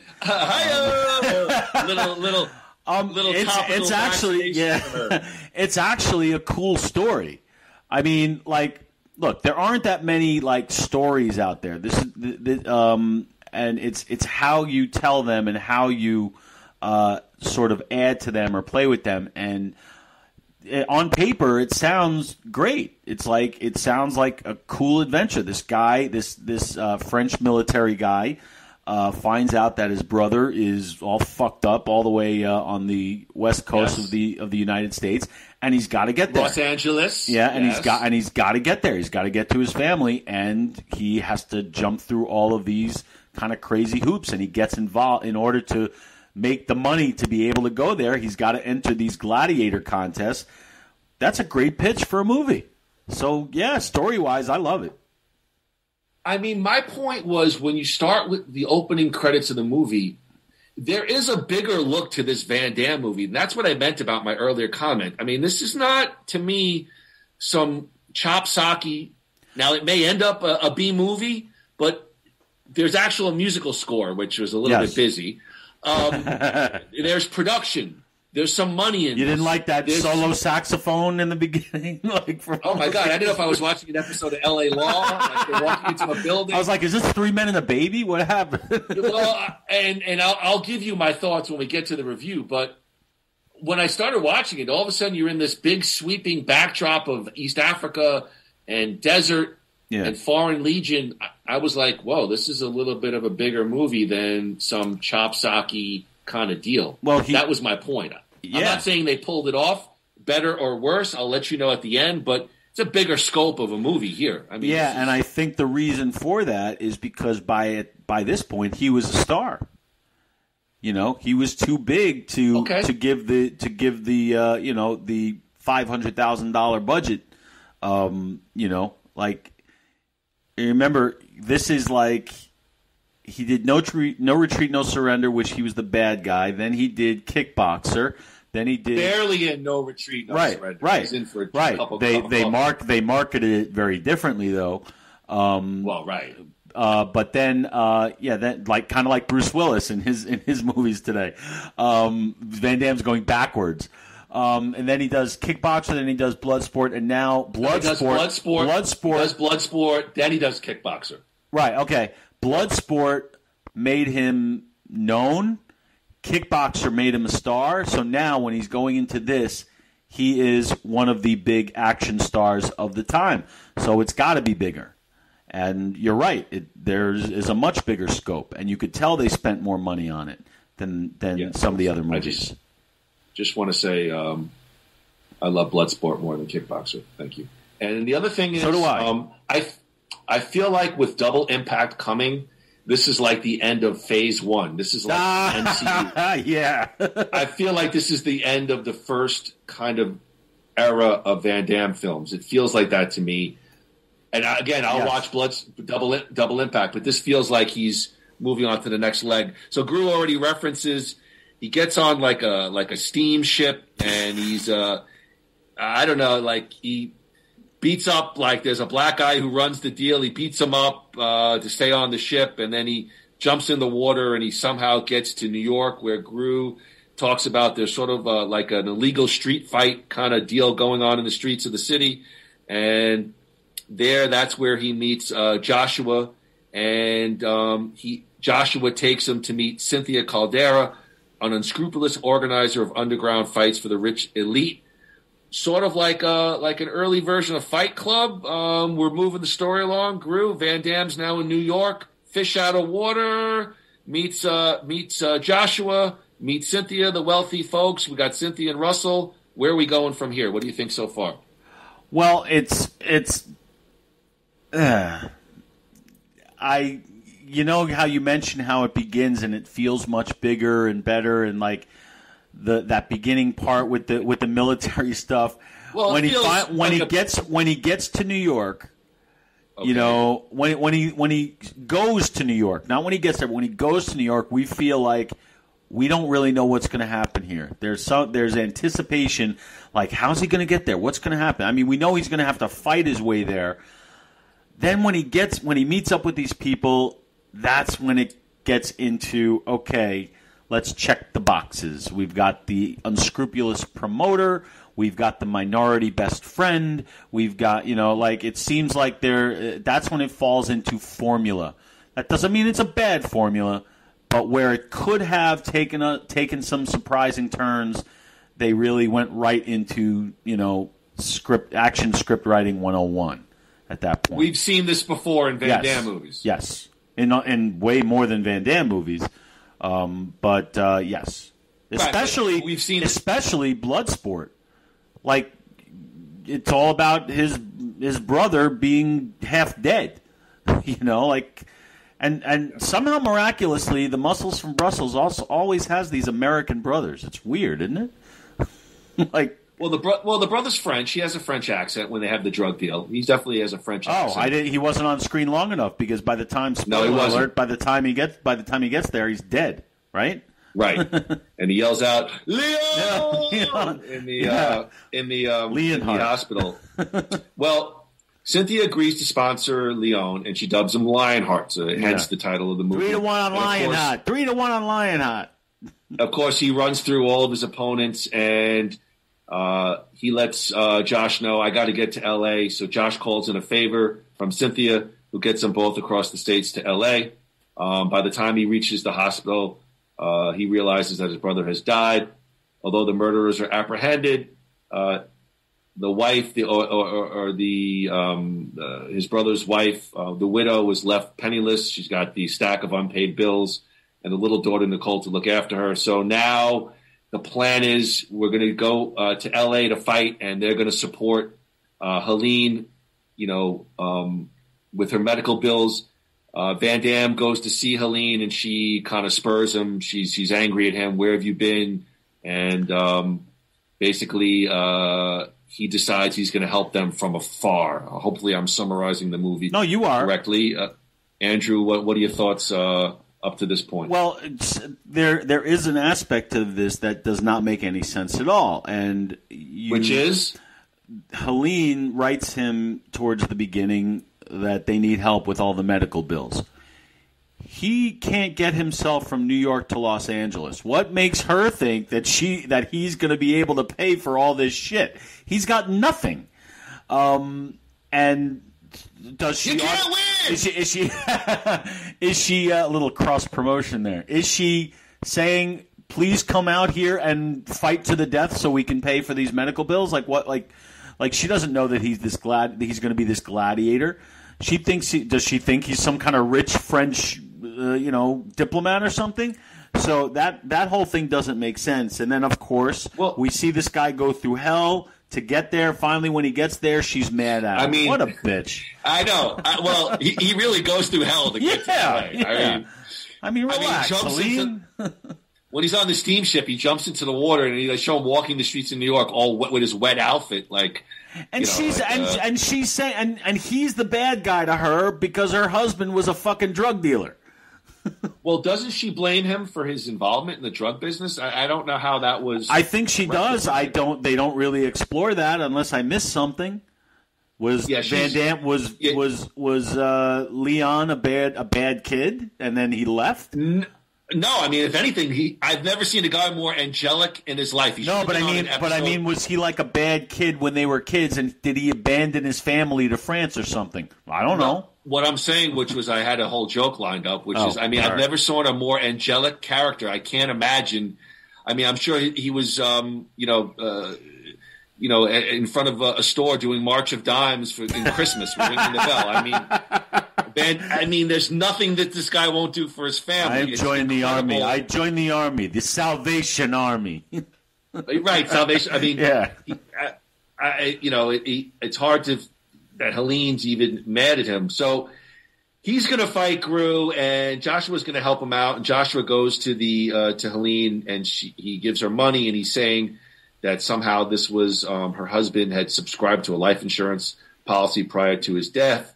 We see Van Damme as Lion defeat a number of high-profile artists, a dirty fighting Scotsman, a wrestler in a racquetball court. That was an interesting locale for a fight, and a martial artist in a shallow, dirty swimming pool. That was they got creative with that. They got creative with some of the fighting locales.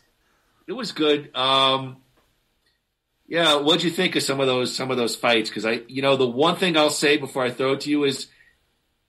The scope of the fights are bigger, but they still fall for that like double shot where he goes, they do like the two kicks, like that jump cut. Like they still do that crap, and it just looks a little bit chop-socky and cheap to me. It still does. He will break out of that eventually, not in this movie, but but they're fun to watch because they're so cartoony. Because of the locations, like in that pool, and like they're fun to watch. You know what it reminded me of, and this Seagal people will probably appreciate this. You might too, because we saw it together. Under Siege 2, the one on the train.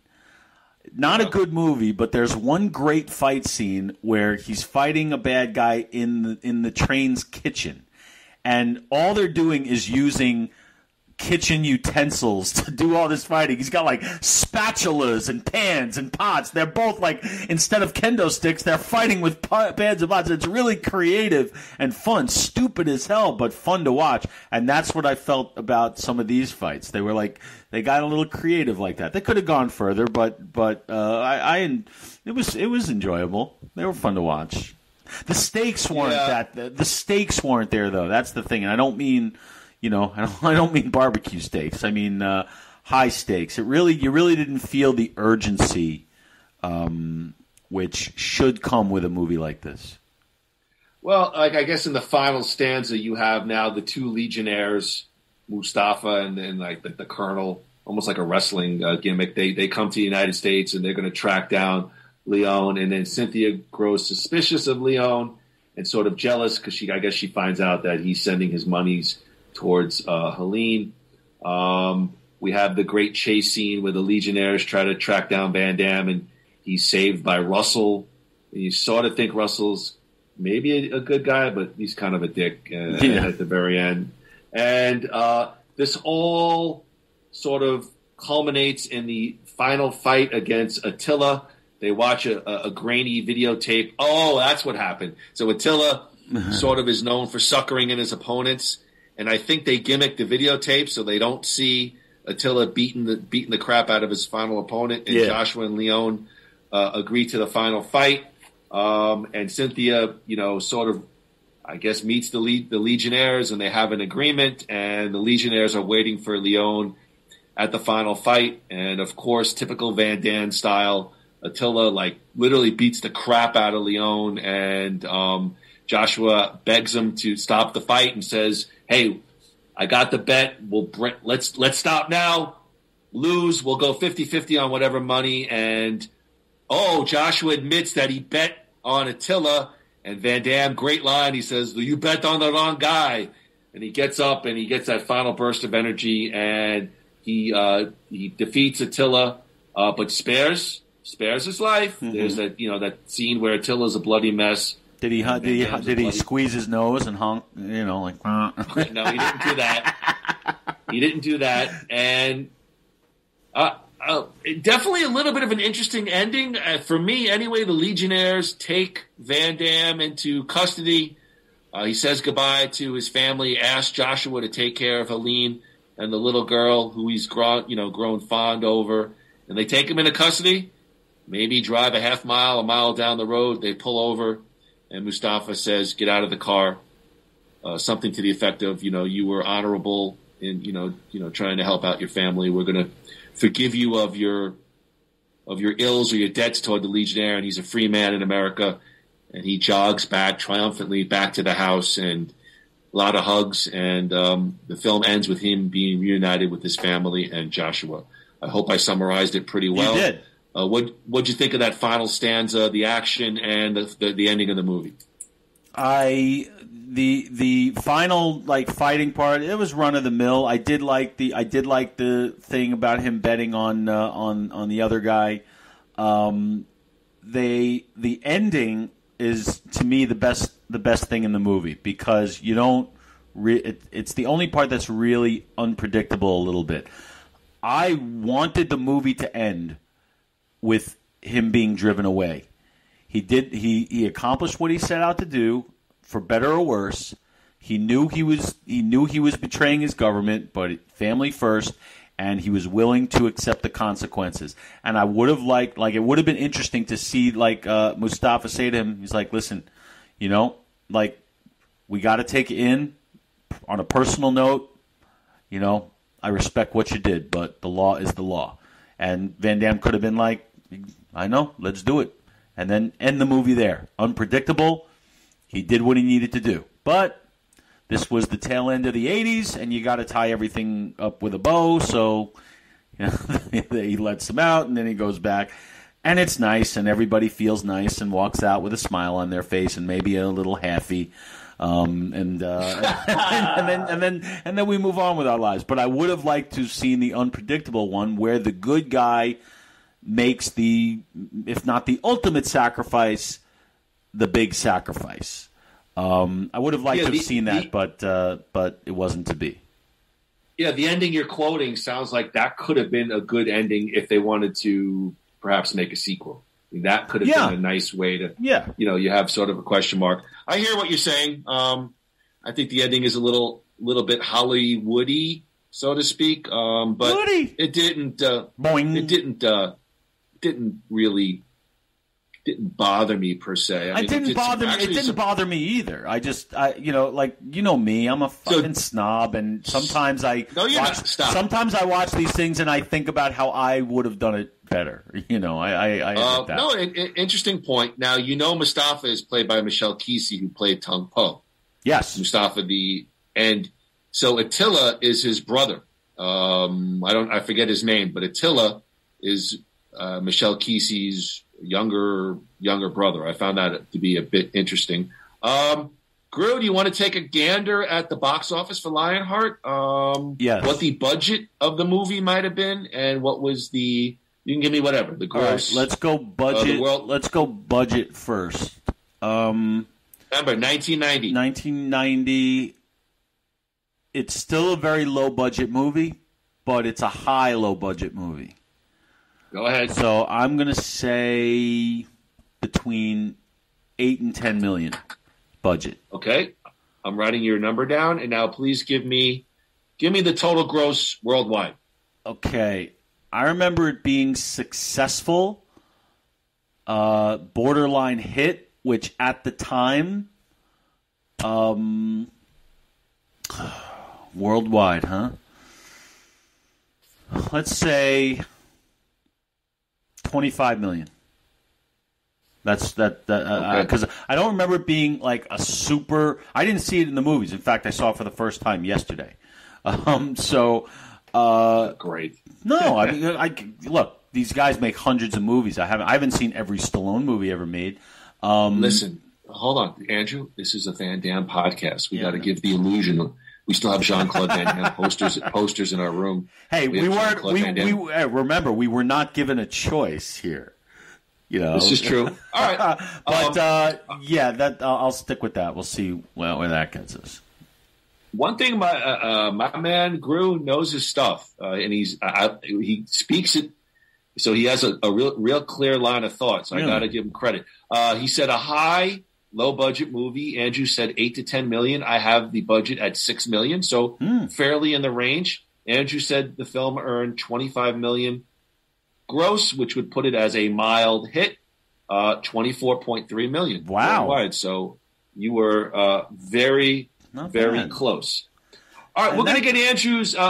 We're going to get Andrew's final review in a second. 1 to 4 on the French crepe. Hey, can you look up something real quick? Are you able to do that?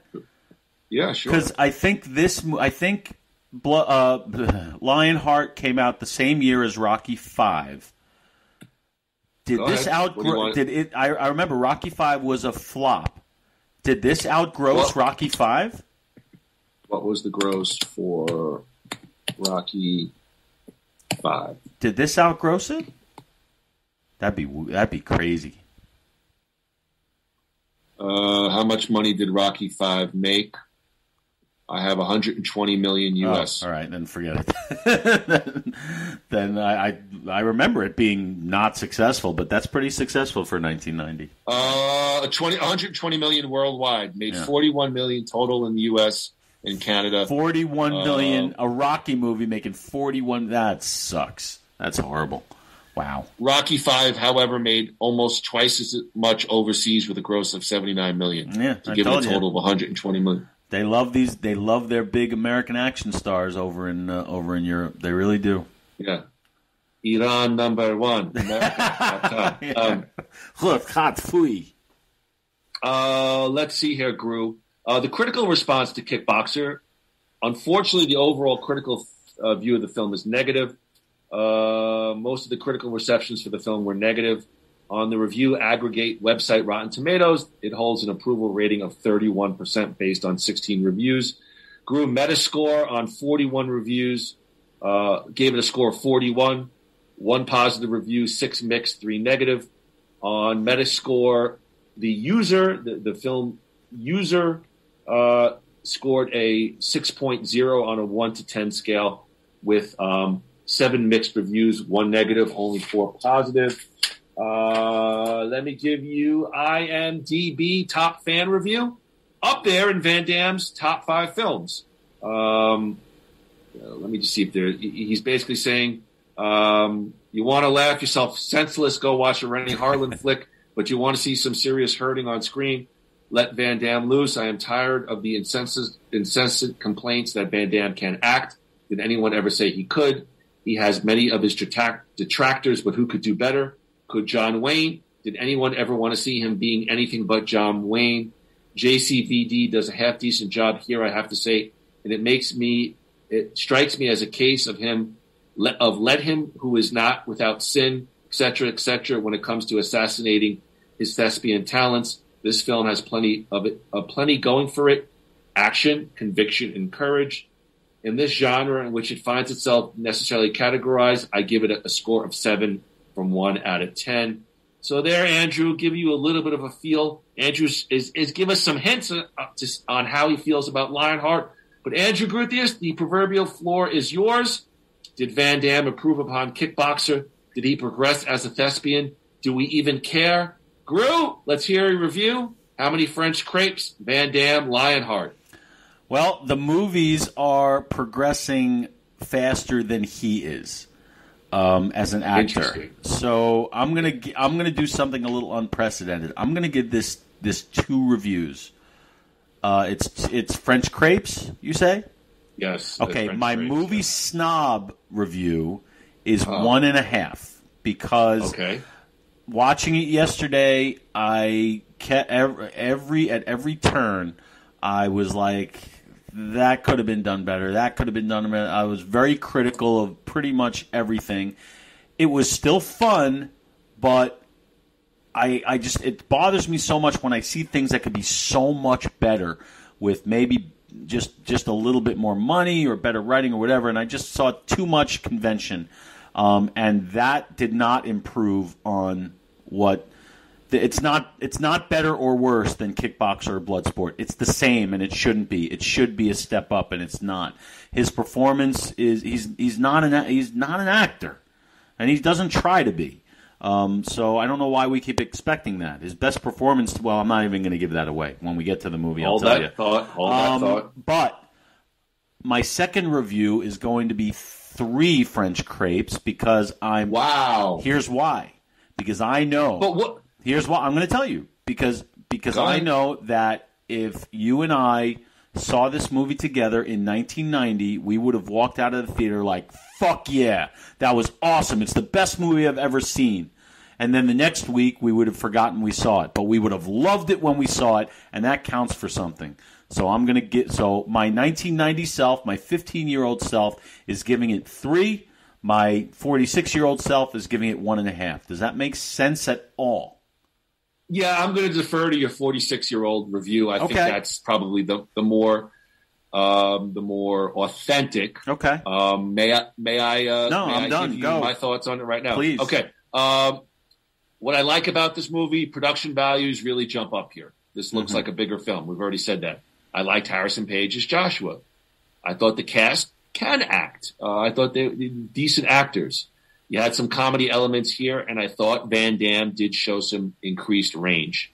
What I disliked, my favorite line in the movie is, "Don't know if I want to fight you or fuck you." Yeah, that was good. Fighting style straight out of the 80s. That was ahead of its time, by the way. Because it was a guy talking to a guy. Yeah, well. And I was telling him how pretty he was. No, you got to acknowledge that, because that was not mainstream type stuff back then. It is now. I thought the guy was just talking trash. Like, I didn't consider the guy anything with his sexuality. He was just. But today's audience would see it that way. They would see it like, they would be like, oh, he calls him pretty. You know, today's cynical audience would see it that way. Yeah, enough woke agenda. We've had enough woke agenda for today's show. That is true. So I think my problem for the movie was, Andrew, I don't know if you agree with me, it doesn't know what it wants to be. Does it want to be a sweeping Does it want to be a sweeping road epic like an Indiana Jones with desert backdrops and you're in the city or is it a fish out of water movie? Now we got a French guy and a black guy in New York City, and he's in a fight club.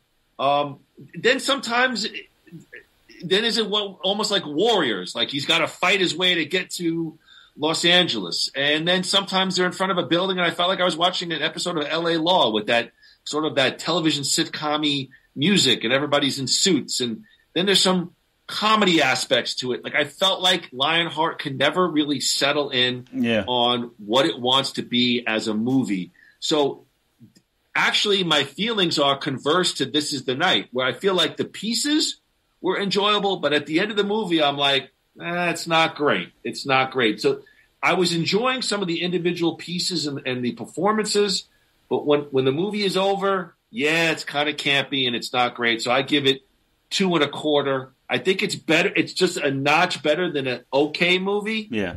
I give it 2.25 French crepes because I feel like actually I'd put it on the director. Like I don't know what this movie wanted to be. Is it a comedy? Is it an action comedy? Is it a buddy cop movie? Yeah. Is it like an Indiana Jones sweeping epic? Like I don't know what this movie wants to be. It meanders definitely. Yeah. And like I said, before he got to New York, I saw it going in different directions, and then it settles into a formulaic kind of thing where it really does not know what it wants to be. You couldn't be more right about that. But yeah, look, it's still in the lexicon. I mean, people know this movie. It's funny to me because I look at some of these movies and people like them. People love Bloodsport. We're doing Cobra Kai in a couple weeks. They actually talk about. Yeah, I love Bloodsport. I did not like Kickboxer, but I really liked Bloodsport for what it is, so to speak.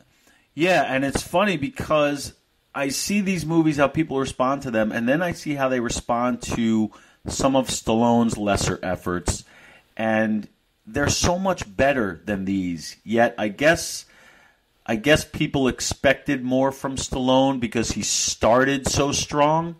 Like he started with an Oscar winner and then kind of, in the public's eye kind of became this caricature. But look, whatever it was, it worked. It worked for him. Remember, like we talked in the beginning, it is a business. And these movies are making money, and if they can, the whole thing of business is to try to make as much money you can by spending as little as you can. On that front, Jean-Claude Van Damme is a monster success, and so is this movie. Yes, and this is a Van Damme podcast, so I will stick to Van Damme-ness. I will not comment on Sylvester Stallone. To your point, this will be my last point. I got to urinate, and we got to wrap this. Oh yeah, it's lunchtime for you. I feel like Lionheart is, if you looked at a bar graph, it would be slightly below the halfway point to the end, as in terms of like the Van Damme filmography, like in terms of being known. Like I definitely know Lionheart. When I started, I remember it. I remember seeing it years ago, but that's like I don't remember much more about it. Like I definitely knew Bloodsport. And I knew Kickboxer, even though I didn't really enjoy Kickboxer. But like Lionheart, it was like I remember it, and I always remember the French deal. Like I remembered that piece, but that was about it. It doesn't have the kind of staying power that Bloodsport had, and that some of his later ones have too. But we'll get to those. Well, let's talk about staying power for our next Van Dammit podcast. Please listen attentively, as our February episode will be 1991's Double Impact. Double Van Damme. One packs a punch. One packs a piece. Together they deliver. Groo, perhaps the head muckety muck of Last of the Action Hero Podcast Network, Ryan Rebalkin, had requested to join us for this one. Groo, give us a little bit of some thoughts on 1991 Van Damme Double Impact. Well, I hope that Mr. Rebalkin doesn't take back his invitation. He might boycott us. After we just, but I look forward to every single one that we do, and this one is no different. But unlike Lionheart, Double Impact is one that I have seen, but not in a long time. So I am definitely looking forward to rewatching. So that I am excited for that one because there's a lot I remember, but more that I don't. So I'm looking forward to seeing it and then talking about it with you and Ryan, without a doubt. That's gonna be fun. Yes, Phase 2 of the VDU. Yes, Phase 2 universe. It's interesting. You know what? It's interesting that you said that because if you look at all these careers, they are like that. Like to me, take Steven Seagal. I'll only use Seagal because I know we're getting long on time here, but Seagal has Phase 1, which is like above the law, hard to kill, marked for death, under siege, out for justice, and maybe on deadly ground, like his directorial debut. Then after that comes the wave of high-profile, straight-to-video movies like Fire Down Below and The Patriot. And then Phase 3 is where he is now, and just like 5 straight-to-streaming movies a year. So it's interesting that you use like that analogy with the phases of the career. And I'm going to start looking at different performers through that lens. It's interesting. Is this the is this Phase for Seagal the fat, bloated with a bad hair piece or hair? Well, that started in Phase 2. That by the time he became like a huge action star, he was definitely enjoying the fruits of stardom a little too much, I would say. Yes. I'm killing people to protect the environment. Oh my God, that movie with Michael Caine as the bad guy. That was that was the one he directed on Deadly Ground. That was terrible. You know what? We're going to do a Van Dammit. We're going to do that Seagal movie. I'd like to do that with you. We'll keep that in mind for the books. But what do you mean? I want to do on Deadly Ground. We're going to do. Oh yeah. Well, we could do that. We could do that as a Nothing Worthwhile. We don't need to do that as. No. Van Dammit will do the 80s action stars. Well, okay. They cover our shit. Why can't that's we cover true? Good point. Good else? point. Screw them. Oh my God, we're in so much trouble. I'm doing this podcast on. No, I'm joking. Groo. Next week, Andrew and I shall return for Nothing Worthwhile as we do our annual Cobra Kai Roundtable. Groo Season 4 is in the books. Did the Netflix series deliver on all of the Karate Kid excitement? Thoughts on an impending Season 5? Join us next week for Nothing Worthwhile Cobra Kai Season 4 Roundtable. Andrew, thoughts? As always, with Cobra Kai, can't wait. I love talking about this show, and if you thought I was a blowhard today... Wait till next week. Just wait till next week. No, I'm really listen, when Cobra Kai comes out, there's so much to unpack, so much to talk about, and I really do enjoy talking about it, especially with you. So definitely really excited to unpack what the season that was Cobra Kai 4. Yeah, actually, I'm going to have to wash my karate gi because I'm going to have to wear it for the Season 4 Cobra Kai Roundtable. I have my Cobra Kai gi I could wear. Actually, it's funny. I was in Tucson earlier this week, and I saw Miguel at the border. He was going to visit his dad in Mexico. You said that. I didn't say it. All right. Well, I love how he throws me under the bus. Every opportunity, throw me under the bus. I thought you were gonna start going in the Tucson train. Well, before any of us get into a lot of hot water, let's say that is it for this episode of Van Dammit. Andrew and I bid you fond adieu as we say, no retreat and no surrender. We'll be seeing you next week, buddy. Right? We'll see you next week. Yes, ladies and gentlemen, next week, Cobra Kai Season 4, followed by Double Impact the week after, and then, who knows, we could go anywhere. All you got to do is stay tuned to find out. But until then, ladies and gentlemen, 1, 2, 3. Knocks your cow, everybody.